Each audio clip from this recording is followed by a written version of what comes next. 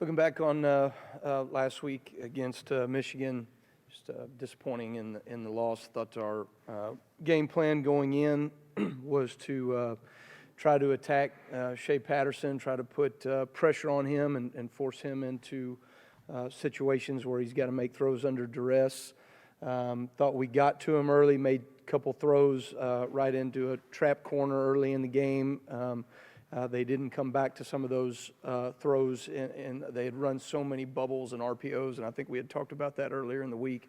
We were able to kind of take them off that game by bringing some trap corners, and he threw it out there, and we kind of hit the kid. Raheem got after him on that one play, and so kind of took that away from him. But just as the game went on, I thought, they won the one-on-one matchups primarily on the outside. And so we knew we had to do that. We knew it was going to come down to if we could win enough of those one-on-one matchups, we would be in good shape, but we didn't do that.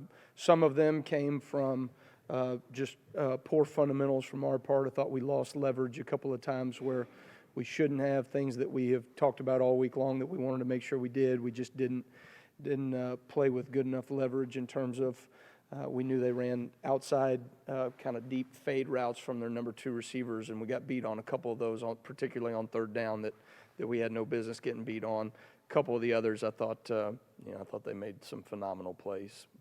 I do think they're a very good football team. I think they've got a great receiving core, and their quarterback's playing at a really high level right now, and give them a lot of credit. I think they're playing some good football right now. So that being said, I think we always have to stay on our execution, some things that I think we could have done that certainly would have changed the outcome of the game. Looking forward to playing in this bucket game. This will be my second, obviously, that I've played for, and left a bad taste in my mouth finishing the season last year in the way that we did. I think we are very much looking forward to this game, the preparation. I think it's very key. We've had so much momentum this season in terms of what we've done and what we've accomplished, and certainly, the last two games didn't go the way we want to, but I think our guys still have a real hunger to finish this season, whereas a year ago, you get bogged down and you get beat up. I think we're in a much better place where we are as opposed to where we were a year ago heading into this game, and for a lot of people, that's not always the case. Some people come limping to the finish line, and I don't think we're at that point. I think we're in a good position right now. So, looking forward to this challenge. I think over the years, it seems like Jeff Brom and his staff and the Petrinos and kind of that system that they've ran over the years, and what we've done over the years, we've faced them in a lot of different facets, all the way back to when he was at Louisville and my dad was at Southern Miss, and so on and so forth. Seems like everywhere we've gone or our system has gone, there's their system as well. And so it's kind of a neat challenge and neat matchup going against them and seeing how they've evolved over the years and what we've done to attack them over the years. I think it certainly, just on a personal level, I always enjoy the challenge of a really good coordinator, and I think this staff does a phenomenal job schematically. I think what they've been able to do with their quarterbacks, to be down the line in terms of the depth chart of their quarterback play, I think they're executing still at a very high level at that position.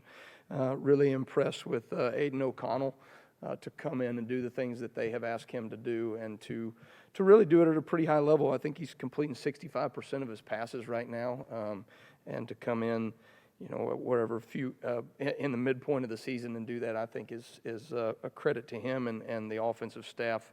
Obviously, very very talented outside group. Obviously, with or without Rondale Moore, certainly I would imagine they would always want to have him on the field. But I think that David Bell has stepped in as kind of their key focal point, and they get the ball to him every which way. I think he's got 77 catches on the year already. Very dynamic, great ball skills. For a true freshman, I think he's got really talented route runner.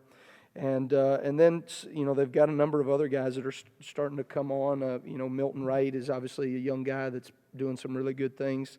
And then I think Bryson Hopkins is a very good football player, similar to Pat Vriemuth at Penn State. I think, both those guys, dynamic in the receiving game, do a really good job of finding ways to get open and windows, and they do a nice job, they always have, of getting their tight ends involved in their passing game. So it'll be a really good challenge for us. I think there's some things that we've got to make sure we take advantage of in terms of matchups, and I know our guys are hungry to win this one. I certainly am.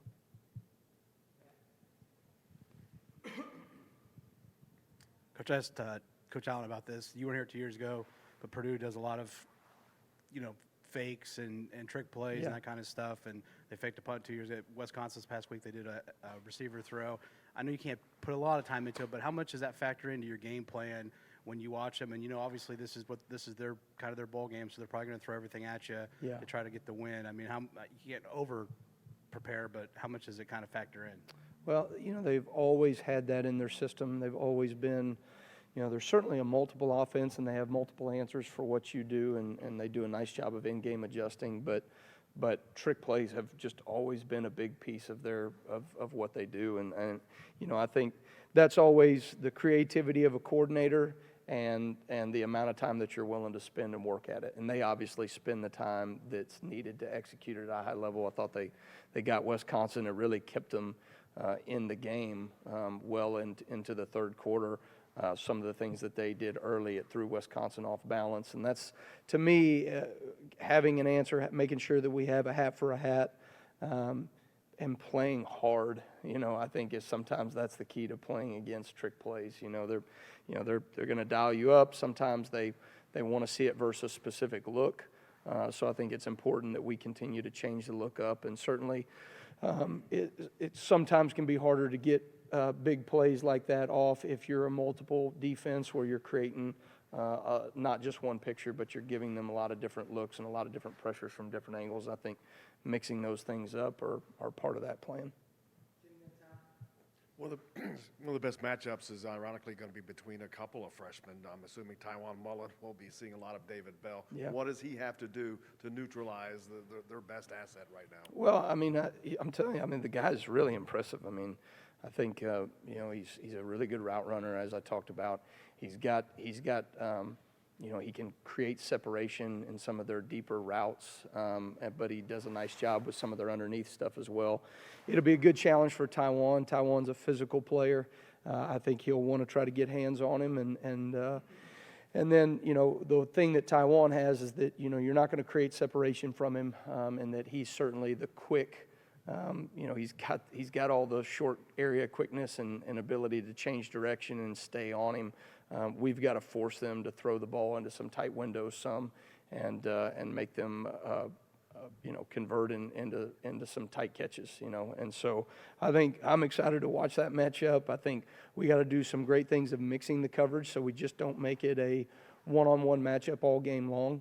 I think our plan is to continue to try to throw them off a little bit. I think their quarterback's a very good player. I think he's done some really good things.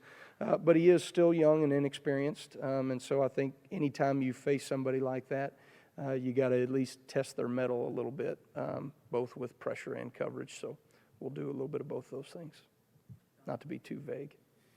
Coach, it's easy to put the blame on the DBs on the touchdown passes because they're the last Sure. man standing there. But can you talk a little bit about what you were trying to accomplish and did or didn't get away with in regards to getting more pressure on them? Because it seemed like, looking back, all 5 touchdown passes he had plenty of time to throw and time to get the guy he needed to get to. Yeah, I think I think a lot of times when we talk about winning one-on-one matchups, your point is exactly correct. It's, everybody looks at the one-on-one matchup between the receiver and the DB, but there's also a number of one-on-one matchups in pass rush when we are bringing pressure, those types of things. And I think from our standpoint, there were a couple things that we didn't do from a leveraging perspective on the outside that ultimately was our demise on the outside, where we just, we either opened the gate too early or we didn't hold the leverage that we needed to gain the safety support that we needed on the outside. And then we didn't win enough one-on-one matchups in the pass rush. You can't sit back and play zone coverage against Shea Patterson all game long. If you can do that with a 4-man rush and get there, then you can back off and play a little bit more zone coverage. But for us, we didn't like that matchup. I think their offensive line does a good job. We had to force creative ways to getting the ball out of his hand quick or to make him hold on to it long enough. Ultimately, I think from fundamental standpoint and from their execution, I thought they just won more one-on-one matchups than we did, not just in the passing game, but certainly in pass protection as well. Coach Allen mentioned we may see more of Reese Taylor.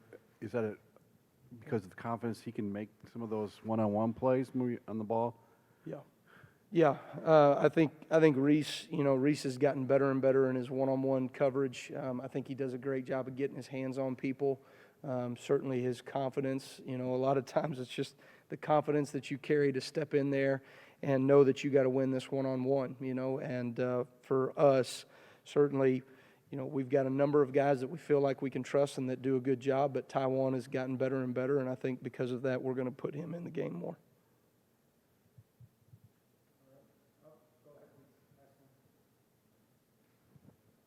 Are you assuming there's a possibility Rondale Moore could play, or any planning in that regard? I guess I'm always assuming that Rondale Moore could play.